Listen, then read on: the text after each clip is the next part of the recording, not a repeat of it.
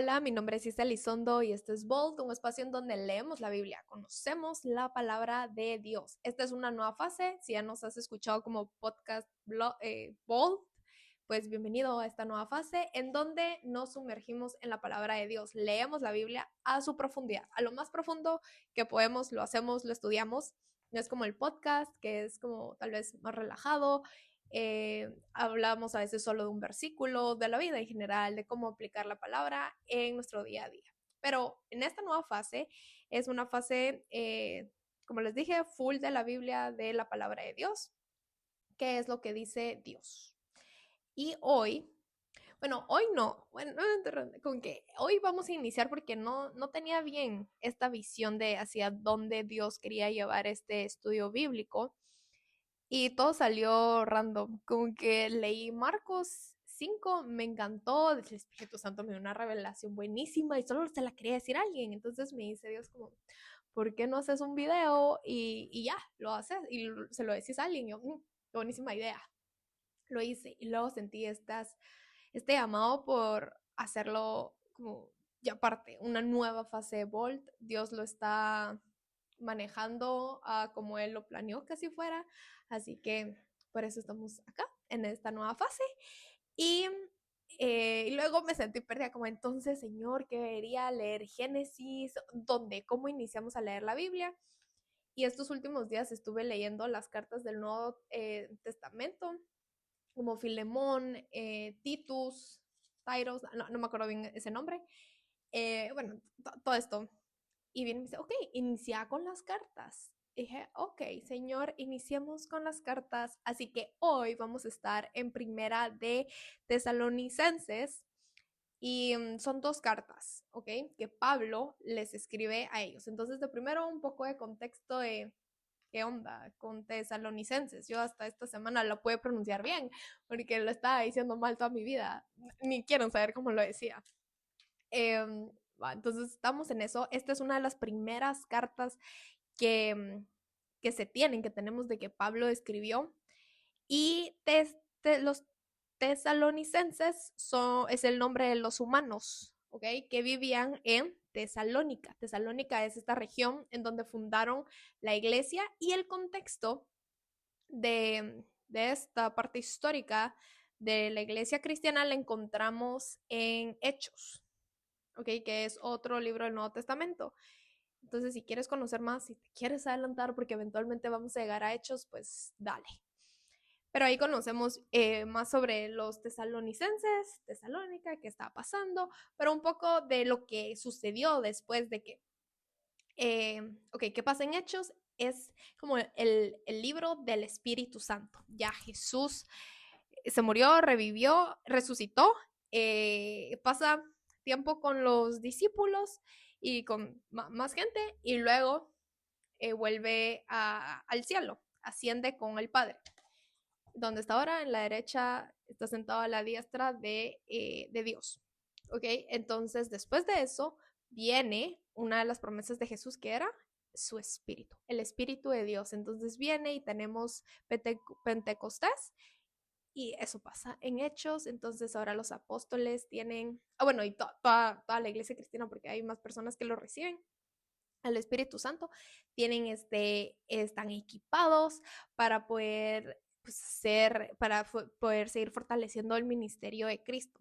Y ahora todos los creyentes tenemos el Espíritu Santo. Bueno, ese es el contexto. Y bueno, entonces eso pasa ahí, fundan la iglesia en Tesalónica, pero ahí viene el problema y es de que cuando escuchan de que ahora no, de que ahora están proclamando a Jesús como su rey, el César se queda como, ¿qué? Disculpen, pero yo soy su rey. Ahí vemos esa perspectiva humana de que solo se daban cuenta, solo tenían sus ojos en lo material, en lo terrenal, cuando ellos se referían como el rey de reyes es Jesús. Y esto provocó que fueran perseguidos los cristianos. Y bueno, entonces Pablo funda la iglesia, se va y les hace esta carta que vamos a leer, la primera de Tesalonicenses. Y en esta primera carta Bueno, la vamos a leer todos, así que si tienes tu Biblia, ve, agárrala. Este es nuestro momento, nos tardamos, lo masticamos, lo compartimos y todo. Yo lo voy a estar leyendo desde mi Biblia, que es versión nueva traducción viviente. Y algo me les iba a decir. Ok, si les sirve post-its, recomiendo poner post-its en la Biblia, tener tu cuaderno, lo que sea, para anotar e irlo entendiendo mejor. Ok, entonces arrancamos. Primera. Saludos de Pablo. Nosotros, Pablo, Silas y Timoteo, escribimos esta carta a la iglesia de Tesalónica, a ustedes que pertenecen a Dios Padre y al Señor Jesucristo. Que Dios les dé gracia y paz. Y esto, Pablo, iniciamos, ya les recuerda su identidad en Cristo. Les recuerda que ellos no son de este mundo, sino que ustedes pertenecen a Dios Padre y al Señor Jesucristo. Y aquí, ¿cómo escribe Pablo esta carta? Pues por medio de la iluminación del Espíritu Santo. Entonces, en realidad vemos a la Trinidad acá, porque él fue iluminado por el Espíritu Santo para saber qué decir, cómo comunicar el mensaje. Y también es recordatorio de que ellos no le pertenecen al mundo y que, ojo, recuerden de que la manera en que antes vivíamos ya está muerta. Ahora somos una nueva creación en Cristo porque le pertenecemos a Él. Sí, vivimos en el mundo, pero no vivimos con el mundo, no hacemos lo mismo que todos los demás. Y luego les da gracia y paz, que paz era un saludo judío, que era shalom, shalom, que eso es paz, y gracia era más griego. Entonces, ¿cómo se llama? Pablo, él tenía el llamado de ministrar a los gentiles, es decir, todo aquel que no era judío. Entonces es como esa mezcla, si lo queremos ver así. Es bello. Continuamos. La fe de los creyentes de Tesalónica. Siempre damos gracias a Dios por todos ustedes y continuamente los tenemos presentes en nuestras oraciones. Al orar a nuestro Dios y Padre por ustedes, pensamos en el fiel trabajo que hacen, las acciones de amor que realizan y la constante esperanza que tienen a causa de nuestro Señor Jesucristo. Aquí vemos, ok, sí, vemos que cómo tenemos que acercarnos con Dios con agradecimiento, estar agradecidos por absolutamente todo y también por todas las personas que nos rodean. La importancia de interceder por los demás es clave. Pero también vemos a Pablo como líder. Él es líder de esta iglesia y los motiva. Les dice como, mucha, qué buen trabajo están haciendo, me lleno de gozo de ver lo fiel que son, lo fuerte que siguen en su fe y están haciendo un buen trabajo, están siguiendo el mandato de Jesús de amar a Dios sobre todas las cosas y amar a tu prójimo como a ti mismo. Se ve que conocen la palabra y que la viven, que la caminan, que no es solo conocimiento, solo hablarlo, sino que sí lo hacen. Y les recuerda también la constante esperanza que tienen a causa de Jesucristo. Entonces también es, ok, ustedes lo están haciendo súper, pero también mantengan su mirada fija en lo que Jesús hizo en la cruz, en que ya tenemos asegurada esa vida eterna una vez, pues confesamos que creemos en Jesús. Y entonces vemos tanto como líder de cómo deberíamos de ser, que también felicitar a los demás. O sea, esta carta no era para una persona, era para la iglesia. Entonces te sentir como, sí, se vale celebrar el buen trabajo, de festejarlo y de motivarlo también. Y, ok, entonces inicia con esa motivación y luego sí, a lo largo de la carta, quizás no lo veamos hoy, pero sí en otros capítulos, de que los motiva a, ok, pero no flaqueen en esto, pero primero se enfoca en darles ese aplauso. Versículo 4. Sabemos, amados hermanos, que Dios los ama y los ha elegido para que sean su pueblo. Pues cuando les llevamos la buena noticia, no fue solo con palabras, sino también con el poder, porque el Espíritu Santo les dio plena certeza de lo que decíamos era verdad. Y aquí pausa, porque hay cosas muy importantes. Primero, les dice, Dios los ama y los ha elegido, y eso es parte de nuestra identidad en Cristo, que somos amados por un Dios perfecto, todopoderoso, soberano, y también que somos elegidos para seguirlo. Ahora, una vez reconocemos a Jesús, su sangre nos cubre y nuestro ADN tiene como las partes de Dios, porque le pertenecemos ahora a Él, somos parte de su familia. Y entonces les dice eso, o sea, ahora Dios los eligió a ustedes, te eligió a ti. Estamos respondiendo a ese llamado que Él nos está haciendo.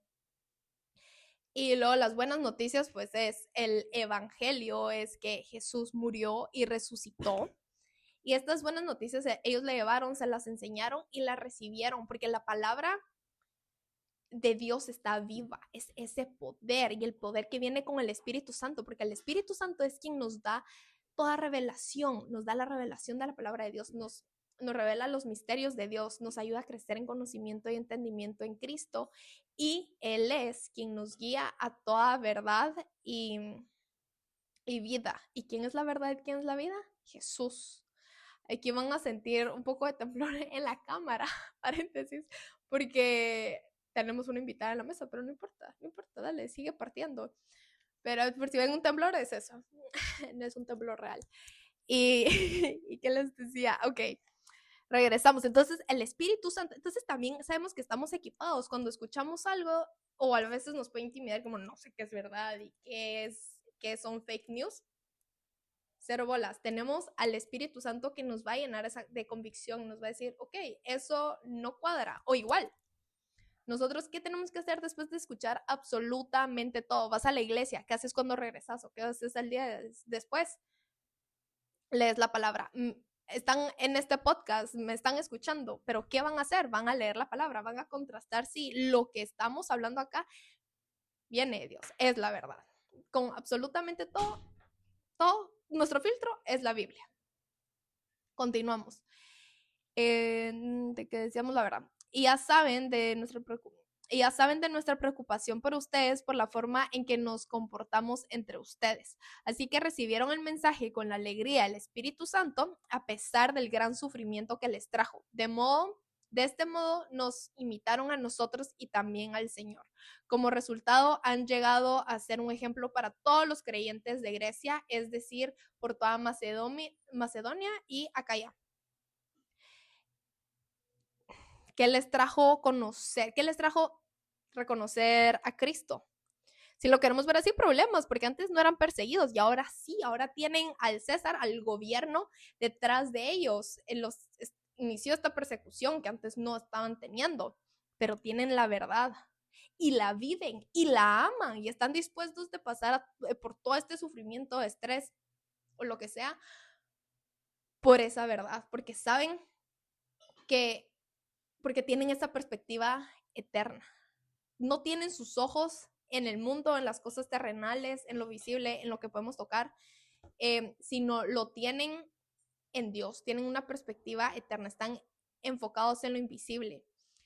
Viven por medio del Espíritu Santo, viven con su convicción, con la revelación, con el fruto, y por eso son capaces de poder pasar todo este sufrimiento y angustia con gozo, porque eso es parte del fruto del Espíritu Santo, es gozo.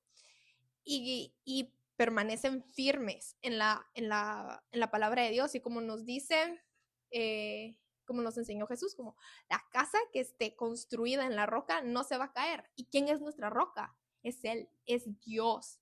Si construimos nuestra casa, nuestra fe, nuestra esperanza en Dios, sin importar lo que estamos viviendo, sin importar las circunstancias de nuestra vida, vamos a tener paz, vamos a ser pacientes, vamos a tener fe, vamos a tener gozo, vamos a tener absolutamente todo y vamos a estar equipados para poder sobrellevar todo, porque todo lo podemos en Cristo, pero eso es cuando se lo rendimos a Él y reconocemos, Señor, yo no puedo, dale tú, te lo dejo en tus manos, ya no me meto, yo sé que tú eres todopoderoso y en ti confío.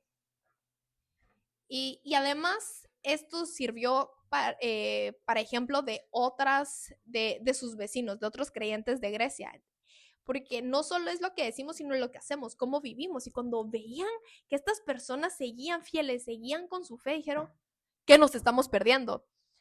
Y fortalecieron e hicieron a más creyentes también. Entonces nuestro ejemplo es muy importante. Versículo 8. Y ahora la palabra del Señor está siendo anunciada partiendo de ustedes a gente de todas partes, aún más allá de Macedonia y Acaya, pues a donde quiera que vamos encontramos personas que nos hablan de la fe que ustedes tienen en Dios.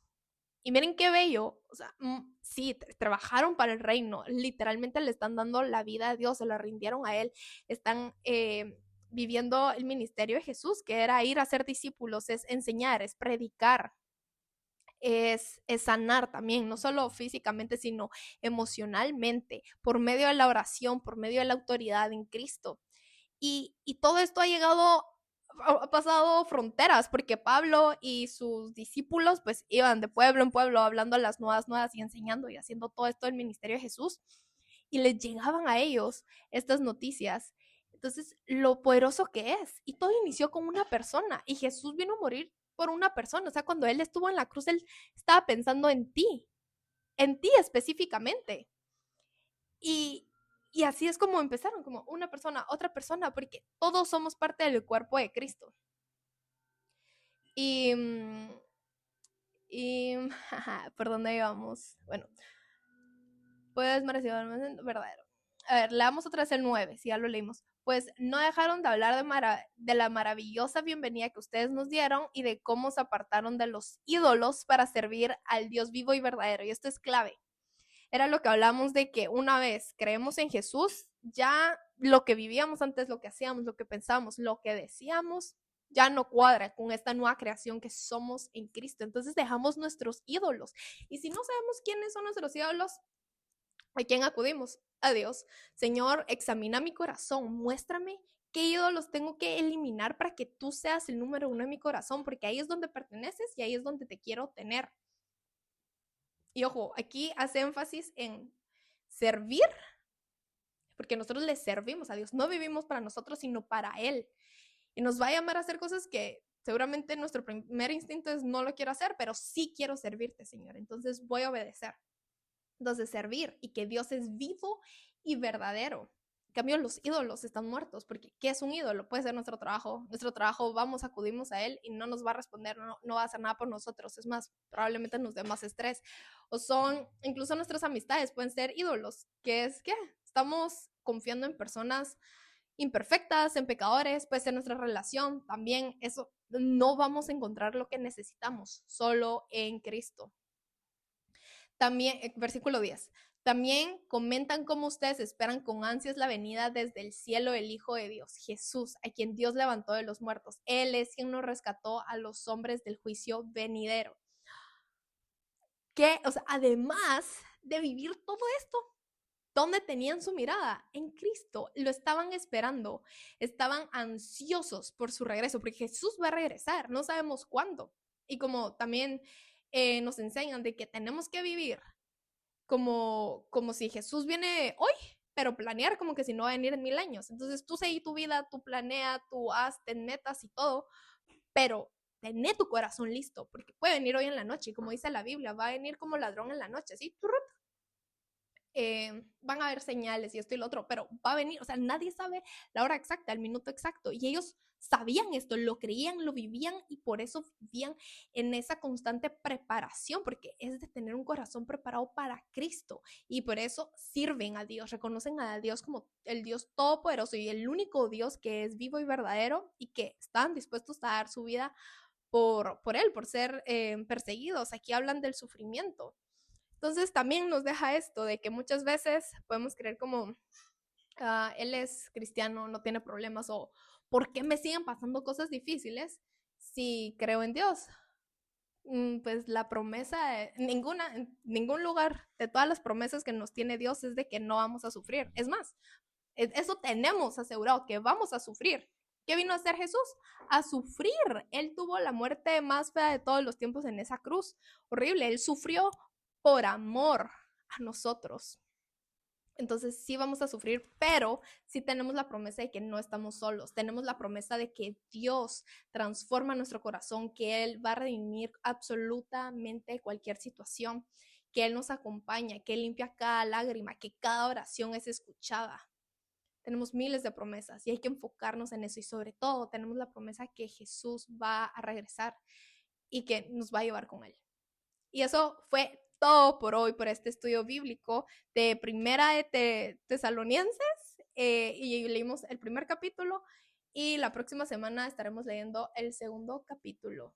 Y recordemos que así como la misericordia de Dios se renueva cada mañana, así también se renueva la revelación de su palabra. Y si eres nuevo acá, pues te invito a que veas el canal de YouTube. Estamos en Spotify también.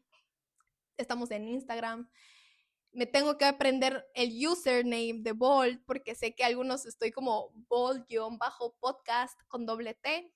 En otras plataformas no está disponible eso, así que persevera en la búsqueda. Igual voy a dejar los links acá abajo y nos vemos la próxima semana.